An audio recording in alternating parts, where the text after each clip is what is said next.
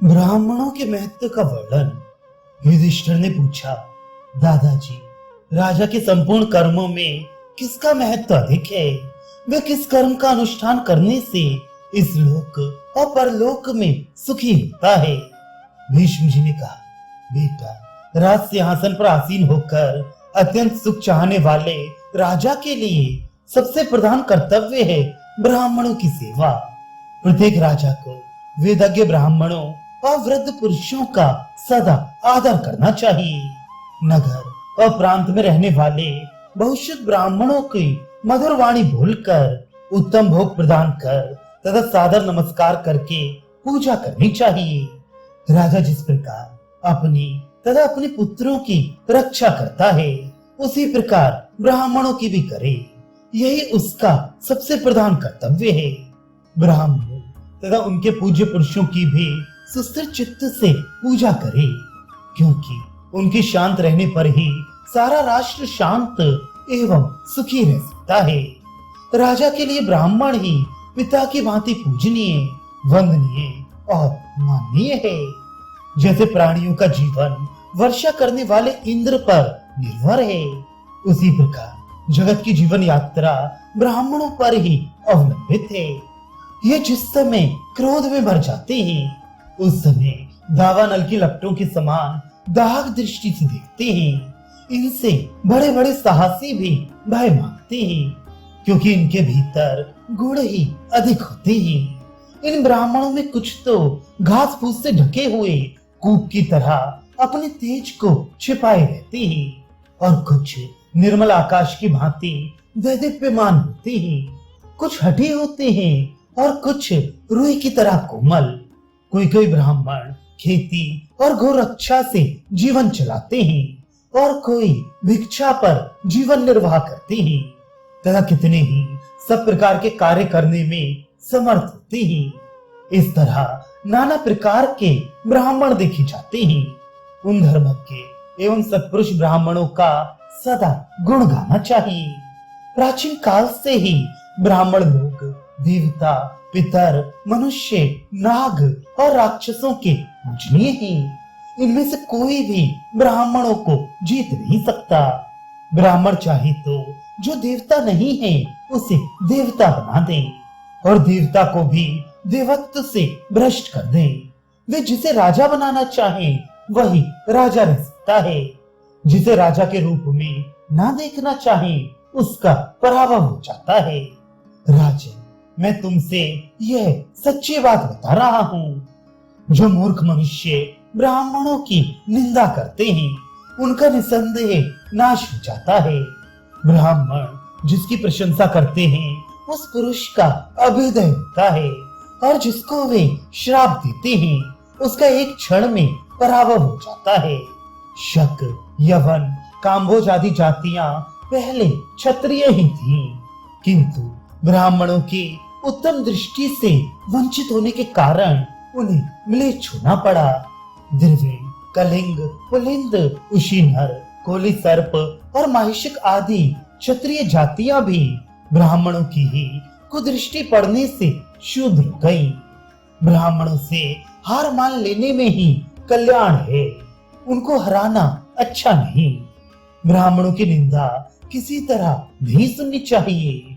जहाँ उनकी निंदा होती हो, वहाँ नीचे मुंह करके चुपचाप बैठे रहना या उठकर चल देना चाहिए। इस पृथ्वी पर कोई भी ऐसा मनुष्य न पैदा हुआ और न पैदा होगा जो ब्राह्मण के साथ विरोध करके सुखपूर्वक जीवित रहने का साहस करे। हवा को मुट्ठी में पकड़ना, चंद्रमा को हाथ से छूना और पृथ्वी को उठा लेना जैसे अत्यंत कठिन काम है, उसी तरह इस पृथ्वी पर ब्राह्मणों को जीतना दुष्कर है। इसलिए राजाओं को चाहिए कि उत्तम भोग, आभूषण और दूसरे मनोवांछित पदार्थ देकर नमस्कार आदि के द्वारा सदा ब्राह्मणों की पूजा करें, और पिता के समान उनके पालन पोषण का ध्यान रखें। तभी राष्ट्र में शांति रह सकती है। अतः तुम्हारे राज्य में पवित्र और ब्रह्म तेज से संपन्न ब्राह्मण अवश्य रहना चाहिए। कुलीन, धर्मज्ञ और उत्तम व्रत करने वाले ब्राह्मण को अपने घर में स्थान देना चाहिए, क्योंकि ब्राह्मणों से श्रेष्ठ कोई नहीं है। ब्राह्मणों को ही दिए हुए भविष्य को देवता लोग स्वीकार करते हैं। सूर्य, चंद्रमा, वायु, जल, पृथ्वी, आकाश और दिशा, इन सब के अधिष्ठाता देवता सदा ब्राह्मण के शरीर में प्रवेश करके अन्न भोजन करते हैं। ब्राह्मण जिसका अन्न नहीं खाते, उसके अन्न को पितर भी स्वीकार नहीं करते। ब्राह्मण से द्वेष करने वाले पापी पुरुष का अन्न देवता भी ग्रहण नहीं करते। यदि ब्राह्मण संतुष्ट हो जाएं, तो देवता और पितर भी सदा प्रसन्न रहते हैं। ब्राह्मणों को संतुष्ट रखने वाले पुरुष मरने के बाद उत्तम गति को प्राप्त होते हैं, उनका नाश नहीं होने पाता। मनुष्य जिस भविष्य से ब्राह्मणों को तृप्त करता है, उसी से देवता और पितरों की भी तृप्ति होती है, जिससे समस्त प्रजा उत्पन्न होती है। वे यज्ञ आदि कर्म ब्राह्मणों से ही संपन्न होता है। जीव जहाँ से उत्पन्न होता है और मरने के पश्चात जहाँ जाता है, उस परमात्मा को, स्वर्ग और नरक के मार्ग को तथा भूत और भविष्य को ब्राह्मण ही जानते हैं। जो अपने धर्म को जानता है वही सच्चा ब्राह्मण है। जो लोग ब्राह्मणों का अनुसरण करते हैं, उनकी कभी पराजय नहीं होती तथा मृत्यु के पश्चात उनका विनाश नहीं होता। ब्राह्मण के मुंह से निकले हुए वचन को जो सादर स्वीकार करते हैं, वे महात्मा कभी पराभव को प्राप्त नहीं होते। अपने तेज और बल से तपते हुए क्षत्रियों की तेज और बल ब्राह्मणों के सामने आते ही शांत हो जाते हैं। भृगुवंशी ब्राह्मणों ने तालजंगों को, अंगिरा की संतानों ने लीप वंशी राजाओं को तथा भरद्वाज ने हययों और इला के पुत्रों को परास्त किया था। क्षत्रियों के पास अनेकों प्रकार के आयुध थे, तो भी कृष्ण मृग चर्म धारण करने वाले ब्राह्मणों ने उन्हें हरा दिया। संसार में जो कुछ कहा, सुना या पढ़ा जाता है, वे सब काठ में छिपी हुई आग की तरह ब्राह्मणों में ही स्थित है। इस विषय में भगवान श्री कृष्ण और पृथ्वी के संवाद रूप एक प्राचीन इतिहास का उदाहरण दिया जाता है। किसी समय भगवान श्री कृष्ण ने पृथ्वी से पूछा, कल्याणी, तुम संपूर्ण प्राणियों की माता हो, इसलिए मैं तुमसे एक संदेह पूछ रहा हूँ।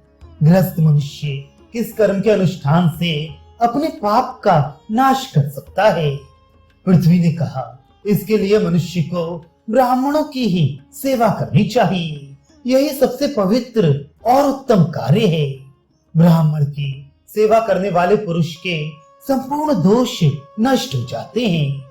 ऐश्वर्य, कीर्ति और उत्तम बुद्धि भी ब्राह्मण से ही प्राप्त होती है। उत्तम जाति से संपन्न, धर्मज्ञ, उत्तम व्रत का पालन करने वाले और पवित्र ब्राह्मण की नित्य सेवा करनी चाहिए। माधव, देखिए, ब्राह्मणों का प्रभाव उन्होंने चंद्रमा में कलंक लगा दिया, समुद्र का पानी खारा बना दिया, तो इंद्र के शरीर में 1000 भग के चिन्ह उत्पन्न कर दिए, और फिर उन्हीं के प्रभाव से वे भग नेत्र के रूप में परिणित हो गए, जिनके कारण इंद्र सहस्त्राक्ष कहलाते हैं। इसलिए जो कीर्ति, ऐश्वर्य और उत्तम लोकों को प्राप्त करना चाहता हो, उसे ब्राह्मणों की आज्ञा में स्थित रहना चाहिए। भीष्म जी कहते हैं, पृथ्वी के ये वचन सुनकर भगवान मधुसूदन ने उसकी प्रशंसा करते हुए कहा, वाह, तुमने बहुत अच्छी बात बताई। युधिष्ठिर, ब्राह्मणों का ये महात्म्य सुनकर तुम्हें सदा पवित्र भाव से उनकी पूजा करनी चाहिए, इससे तुम्हारा कल्याण होगा। महाभाग्यशाली ब्राह्मण जन्म से ही समस्त प्राणियों के वंदनीय, अतिथि और प्रथम भोजन पाने के अधिकारी हैं। वे सब अर्थों को सिद्ध करने वाले, सबके सुहृद और देवताओं के मुख हैं तथा पूजित होने पर वे मंगलमय वाणी से आशीर्वाद देकर मनुष्य के कल्याण का चिंतन करते हैं। पूर्व काल में प्रजापति ने ब्राह्मण, क्षत्रिय और वैश्यों को पूर्ववत उत्पन्न करके उनको समझाया, तुम लोगों के लिए स्वधर्म पालन और ब्राह्मणों की सेवा के सिवा और कोई कर्तव्य नहीं है। ब्राह्मण की रक्षा करने पर वे स्वयं भी अपने रक्षक की रक्षा करता है। ब्राह्मण की सेवा से तुम लोगों का कल्याण होगा। विद्वान ब्राह्मण को शूद्रोचित कर्म नहीं करना चाहिए। शूद्र के कर्म करने से उसका धर्म नष्ट होता है। स्वधर्म का पालन करने से लक्ष्मी, बुद्धि, तेज और प्रताप युक्त ऐश्वर्य की प्राप्ति होती है तथा स्वाध्याय का अत्यधिक महात्म्य उपलब्ध होता है। ब्राह्मण आहवनीय अग्नि में स्थित देवता गणों को हवन से तृप्त करके अत्यंत सौभाग्यशाली होते हैं। द्विजगण, यदि तुम लोग किसी भी प्राणी के साथ द्रोह न करने से प्राप्त हुई परम श्रद्धा के द्वारा इंद्रिय संयम और स्वाध्याय में लगे रहोगे तो तुम्हारी सारी कामनाएं पूर्ण होंगी। मनुष्य लोक में तथा देवलोक में जो कुछ भोग्य वस्तुएं हैं वे सब ज्ञान, नियम और तपस्या से प्राप्त होने वाली हैं। युधिष्ठिर, इस प्रकार ब्राह्मणों पर कृपा करने के लिए बुद्धिमान ब्रह्मा जी ने जो उपदेश दिया था वह ब्रह्म गीता मैंने तुम्हें सुना दी। मेखल, द्राविड़, लाट, पौंड्र, कान्वशिरा, शौंडिक, दरद, दार, चौर, शबर, बर्बर, किरात और यवन ये सब पहले क्षत्रिय थे, किंतु ब्राह्मणों के अमर्ष से नीच हो गए। ब्राह्मणों के तिरस्कार से असुरों को समुद्र के जल में रहना पड़ा और ब्राह्मणों की ही कृपा से देवता लोग स्वर्ग के निवासी हुए। जैसे आकाश को छूना हिमालय को विचलित करना, जैसे मेड़ बांधकर गंगा के प्रवाह को रोक देना असंभव है, उसी प्रकार इस पृथ्वी पर ब्राह्मणों को जीतना असंभव है। ब्राह्मणों से विरोध करके भूमंडल का राज्य नहीं किया जा सकता, क्योंकि ब्राह्मण महात्मा और देवताओं के भी देवता हैं। युधिष्ठिर, यदि तुम समुद्र पर्यंत पृथ्वी का राज्य भोगना चाहते हो तो दान और सेवा के द्वारा सदा ब्राह्मणों की पूजा किया करो। दान लेने से ब्राह्मणों का तेज शांत हो जाता है, इसलिए जो दान नहीं लेना चाहते उन ब्राह्मणों से तुम्हें अपने कुल की रक्षा करनी चाहिए।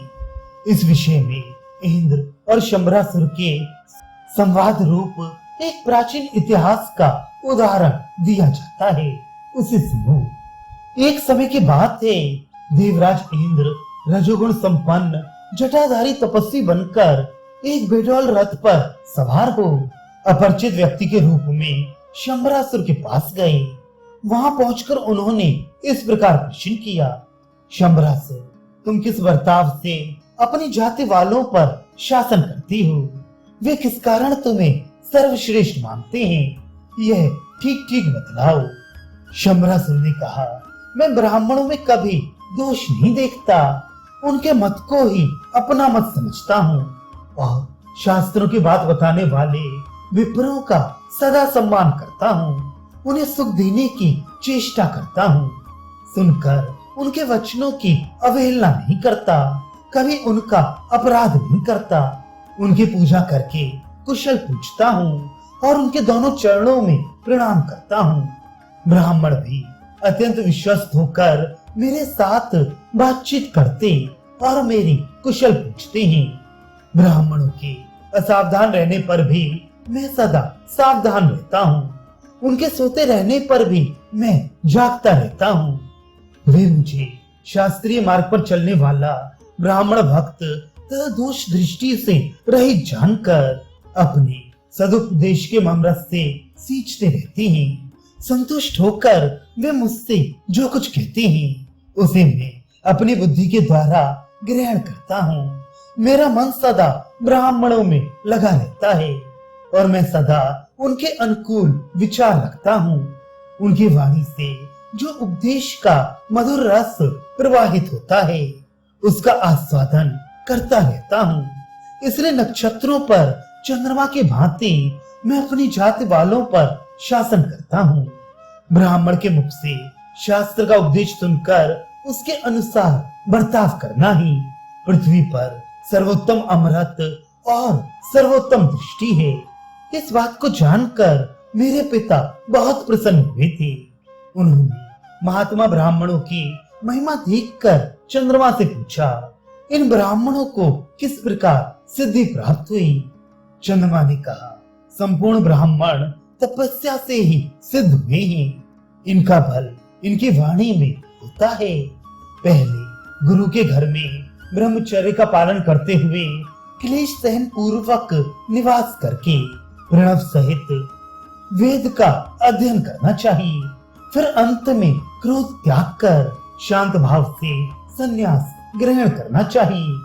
सन्यासी को सर्वत्र समान दृष्टि रखनी चाहिए, जो संपूर्ण वेदों को अपने पिता के घर में रहकर पढ़ता है। वे ज्ञान संपन्न और प्रशंसनीय होने पर भी विद्वानों के द्वारा गंवार ही समझा जाता है। वास्तव में गुरु के घर रहकर वेद पढ़ने वाला ही श्रेष्ठ है। जैसे सांप बिल में रहने वाले छोटे जीवों को निगल जाता है, उसी प्रकार युद्ध न करने वाले क्षत्रिय और प्रवास न करने वाले ब्राह्मण को यह पृथ्वी निगल जाती है। मंद बुद्धि पुरुष के भीतर जो अभिमान होता है, वे उसकी लक्ष्मी का नाश करता है। गर्भ धारण करने से कन्या और सदा घर में रहने से ब्राह्मण दूषित समझे जाते हैं। मेरे पिता ने चंद्रमा से यह बात सुनकर ब्राह्मणों का पूजन किया था। उन्हीं के भांति मैं भी उत्तम व्रत धारण करने वाले ब्राह्मणों की पूजा करता हूँ। भीष्म जी कहते हैं, दानवराज शंबर के मुंह से यह वचन सुनकर इंद्र ने ब्राह्मणों का पूजन किया। इससे उन्हें महेंद्र पद की प्राप्ति हुई।